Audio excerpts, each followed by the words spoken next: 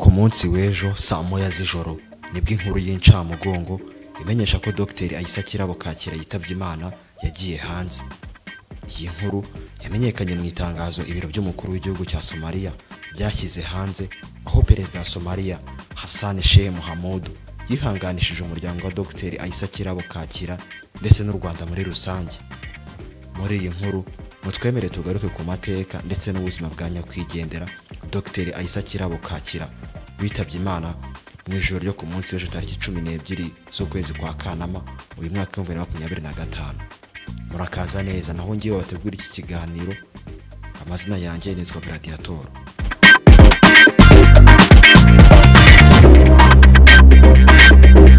Dr Aissa Kirabo Kakira yari umunyarwandakazi w'umunyepolitike, akaba kandi impuguke mu buvuzi bw'amatungo, kuko ari ibintu yari afite n'impamyabushobozi y'icyiciro cya gatatu cya kaminuza.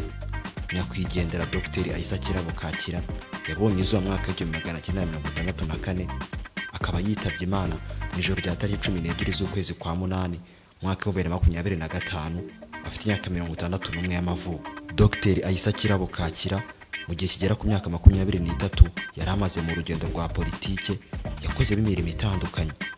Dr Aissa Kirabo Kakira yabaye umudepite mu nteko ishinga amategeko y'u Rwanda kuva mwaka wa 2003 kugeza mwaka wa 2006. Nyuma yaho yabaye meya w'umujyi wa Kigali.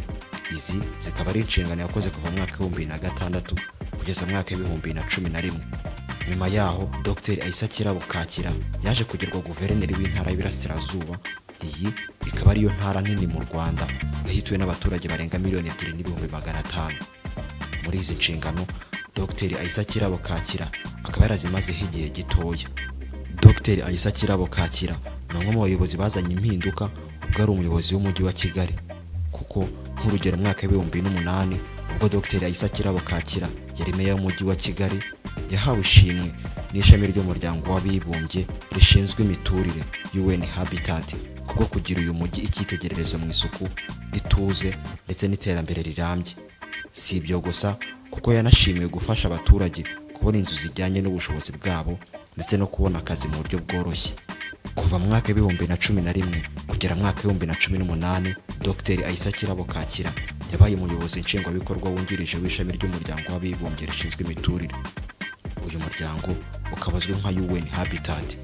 Muri iyo myaka kandi Dr Aissa Kirabo Kakira yari n'umuyobozi ushinzwe imishinga muri Minisiteri y'Ubuhinzi n'Ubworozi Minagri. Dr Aissa Kirabo Kakira yakoreye kandi imiryango mpuzamahanga. Muri iyo miryango harimo Oxfam ndetse na International Care. Nyuma yaho mu mwaka wa 2020 Dr Aissa Kirabo Kakira yagizwe ambasaderi w'u Rwanda muri Ghana, ndetse yarahagarariye igihugu cy'u Rwanda mu bihugu birimo Benin, Togo, Sierra Leone, Cote d'Ivoire ndetse na Liberia. Dr Aissa Kirabo Kakira akaba yari afite icyicaro mu gihugu cya Ghana. Nyuma yaho guhera mu mwaka wa 2023 umunyamabanga mukuru w'umuryango w'abibumbye Antonio Gutierrez yagize Dr Aissa Kirabo Kakira umuyobozi w'ibiro by'uyu muryango bishinzwe gushyigikira ubutumwa bw'amahoro muri Somalia, UNSOS. Zikaba arizo nshingano yari afite kugeza kuri uyu munsi.